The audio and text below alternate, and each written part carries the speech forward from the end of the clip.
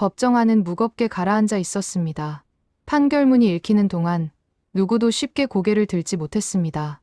그리고 선고가 끝난 순간 한 사람은 그대로 구속됐고 또 한 사람은 결국 법정을 빠져나오며 오열했습니다. 이날 법원이 내린 판단은 단순한 형량 조정이 아니었습니다. 가족 범죄에 대한 사법부의 명확한 메시지였습니다. 2025년 12월 19일 서울고등법원 형사 7부 방송인 박수홍 씨의 친형방 모 씨는 항소심에서 징역 3년 6개월 그리고 법정 구속을 선고받았습니다. 1심에서 징역 2년이 선고됐던 형량보다 1년 6개월이 늘어난 중형이었습니다. 함께 기소됐던 형수 이 모 씨 역시 1심에서 무죄였던 판단이 뒤집히며 징역 1년 6개월의 집행유예 2년, 사회봉사 120시간을 명령받았습니다.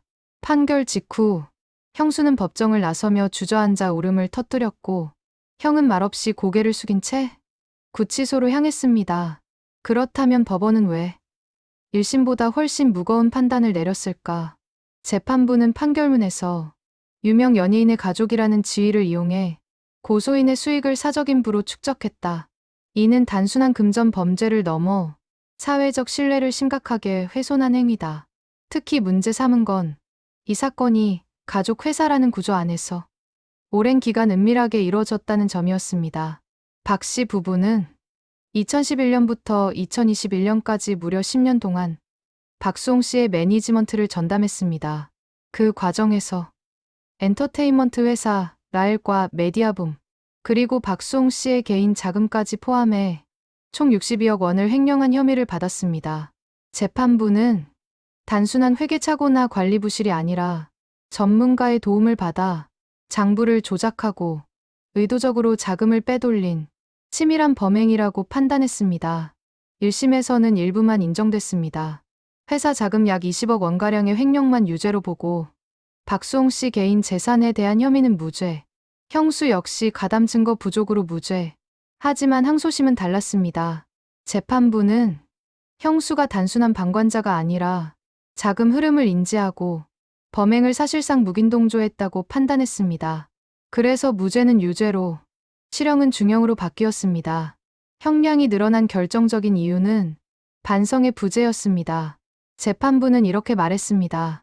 고소인에게 문제 제기를 받았을 때 신뢰를 회복할 기회가 있었지만 피고인은 진지한 노력 없이 이를 외면했다. 피해 회복은 단 한 차례도 없었고 진정한 사과 역시 없었다는 점이 양형에 크게 작용했습니다. 검찰은 이미 결심 공판에서 형에게 징역 7년, 형수에게 징역 3년을 구형한 상태였습니다.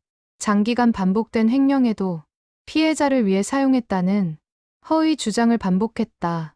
오히려 피해자인 박수홍 씨를 탓하는 태도를 보였다. 연예인이라는 이유로 피해자 이미지 훼손조차 개의치 않았다는 지적도 나왔습니다. 형은 최후 진술에서 울먹이며 이렇게 말했습니다. 가족을 위해 한 일이었는데 수년간 수사와 재판을 받고 대중의 지탄까지 받는 것이 도저히 현실 같지 않다.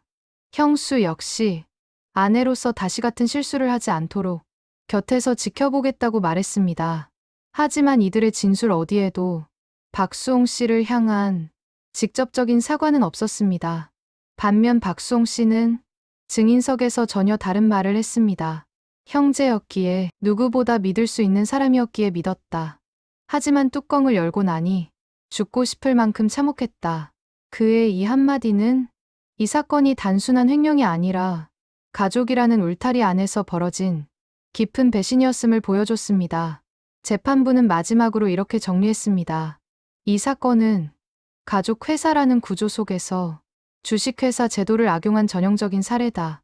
그로 인해 실질적 피해자인 고소인은 재산적 손실뿐 아니라 심각한 정신적 고통을 겪었다. 가족이라는 이름, 신뢰라는 관계, 그 가장 안전해야 할 울타리 안에서 10년 동안 벌어진 범죄는 결국 법정에서 더 무거운 책임으로 돌아왔습니다. 형은 구속됐고 형수는 오열했습니다. 그리고 이 판결은 가족 범죄가 얼마나 무거운 책임을 지게 되는지를 다시 한번 보여주고 있습니다.